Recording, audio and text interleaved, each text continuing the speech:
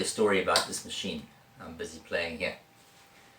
Way back in 1987, while I was touring the local club circuit, I traded my old Juno 60 in for the Roland Super JX, or otherwise known as JX-10. Even though it may have been wiser to keep the iconic Juno 60, the Super JX offered me more polyphony and a 76-note keyboard.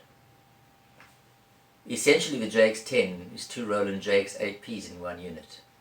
Very rich sounding, very 80s. So here's the story. So in 1991, having stopped touring and moving with the trends of the 90s, I sold my Super JX to buy a Roland JD800.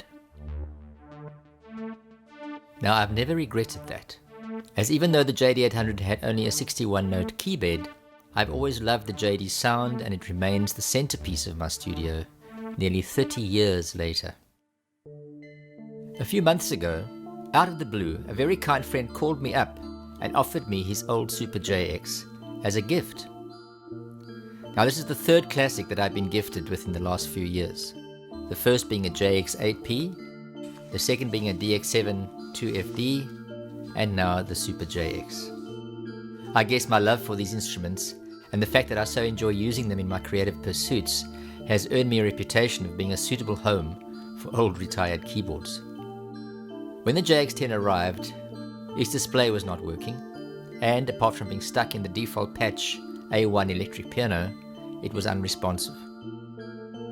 My generous friend thought I could possibly use the JX-10 as a dummy MIDI controller, or even donate its voice board to the old JX-8P I had been donated earlier that has been waiting to get repaired.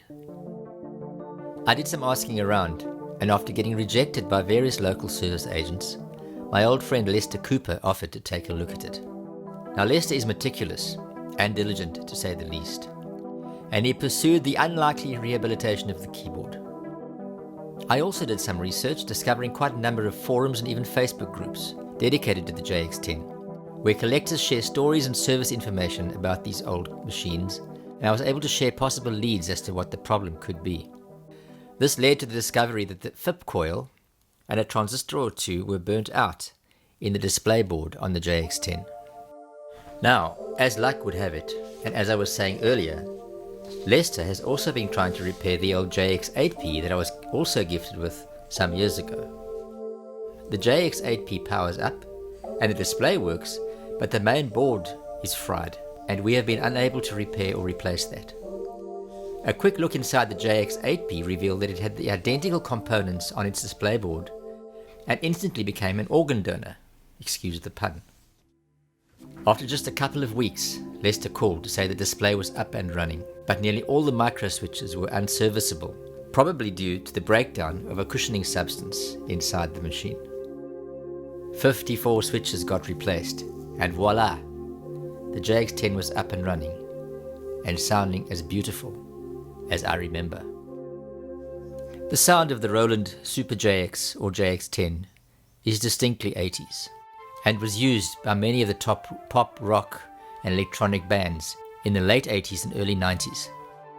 So let's go through some of the unmistakable sounds of the Roland JX-10 or Super JX.